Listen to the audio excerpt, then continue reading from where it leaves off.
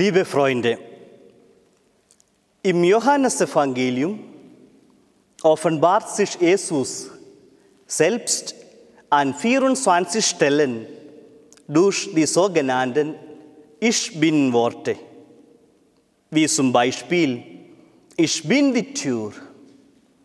Wer durch mich hineingeht, wird gerettet werden. Er wird ein- und ausgehen und Weide finden. Oder auch: Ich bin der gute Hirte. Was heißt das für uns? Jesus ist die Tür. Doch wohin führt sie? Wohin lädt er uns ein? Welche Weide verheißt er uns? Das Johannesevangelium gibt uns darauf eine eindeutige Antwort. Es geht um das Leben in Fülle. Dies hat nichts mit einem Leben in Luxus zu tun. Im Gegenteil, es geht um ein Leben in Freude und Zufriedenheit, um ein sinnvolles Leben, und zwar für alle Menschen. Wenn Jesus sich im Evangelium als guter Hirt bezeichnet, dann geht es ihm nicht um Wolle oder Fleisch, sondern ihm geht es um die Schafe selbst. Johannes Kapitel 10, Vers 11. Ich bin der gute Hirt. Der gute Hirt gibt sein Leben hin für die Schafe. Das Kennzeichen dieses guten Hirten ist, dass er selber sein Leben ganz für die Schafe einsetzt. Jesus erfüllt, was er lehrt. Er selbst befolgt, was er befiehlt. Das Brot und Wein, welche er beim letzten Abendmahl in die Hand nahm, waren wirklich er selbst. Er hat es in den darauffolgenden Stunden und am nächsten Tag bewiesen. Er gab sein Leben für uns und er lebt in uns. Diese Passage enthält mindestens 3 Lehren für die Jünger Jesu. Erstens, Jesu Schafe kennen seine Stimme. Sie wissen, wann er zu ihnen spricht.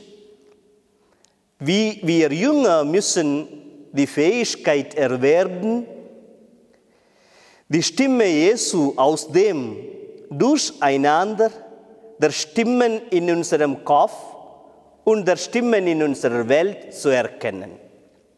Zweitens, Jesus ist das Tor.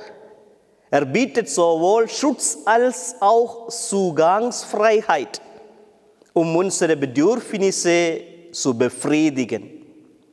Drittens, Jesus verspricht seinen Jüngern Leben, unendliches Leben, reichlich, überfließendes Leben. Trotz der Schwierigkeiten in der Nachfolge Jesu können wir das Leben in vollen Zügen genießen. Diese Bibelstelle ist auch eine kritische Anfrage an die Seelsorger. Was für ein Hirte sind Sie in Ihrer Gesellschaft? Kümmern Sie sich nur um Ihr eigenes Leben und Ihre eigenen Bequemlichkeiten? Oder sind Sie bereit, wie ein echter Hirte zu leben, wie Jesus es gelehrt und vorgezeigt hat? Ich möchte nicht weiter Theorie predigen, sondern mich an einen guten Hirten in unserer Zeit mit Ihnen erinnern und dem Herrn für ihn danken. Das Evangelium erinnerte mich an eine Reihe von Kommentaren, die ich letzten Monat gelesen hatte. Giuseppe Imberti, Der Bürgermeister von Casnigo sagte in einer Erklärung, er war eine ehrliche und einfache Person, freundlich und hilfsbereit gegenüber jedem Gläubigen und Ungläubigen. Clara Poli, Bürgermeisterin von Fiorano, meinte, er war ein Priester, der allen zuhörte. Er wusste, wie man zuhört. Wer sich an ihn wandte, wusste, dass er auf seine Hilfe zählen konnte. Der nächste Kommentar wird definitiv zeigen, über wen ich spreche. Er ist als Priester gestorben und ich bin zutiefst ergriffen, weil er, Erstpriester von Casnigo, aus freien Stücken auf sein Beatmungsgerät verzichtet hat, um es jemandem anderen zur Verfügung zu stellen, bezeugt ein Pfleger aus dem Altenheim San Giuseppe. Liebe Freunde, ein zeitmäßiges Beispiel für einen guten Hirten. Ich bin gekommen, damit Sie das Leben haben und es in Fülle haben. Don Giuseppe Berardelli, ein 72-jähriger italienischer Priester, der in der Pfarrei San Giovanni Battista in Casnigo, Italien, diente und sich mit dem Coronavirus infizierte, starb zwischen dem 15. und 16. März. Der Priester hatte ein Beatmungsgerät erhalten, das für ihn von Gemeindemitgliedern gekauft worden war, aber er bat darum, dass es jemandem gegeben wird, der jünger als er ist. Ich bin der gute Hirt. Der gute Hirt lässt sein Leben für die Schafe.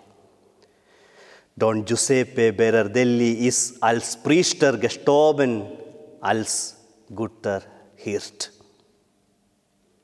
Danke, Herr, dass du der gute Hirt bist, der über uns wacht, uns beschützt, unsere Bedürfnisse erfüllt, mit uns spricht und uns liebt.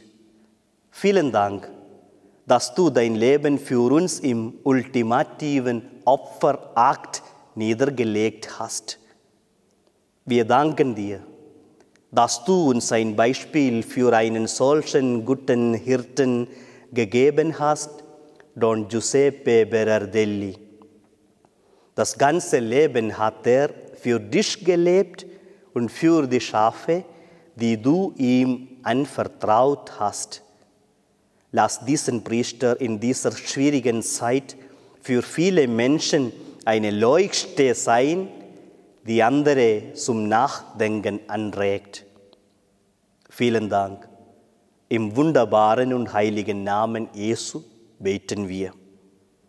Im Namen des Vaters und des Sohnes und des Heiligen Geistes.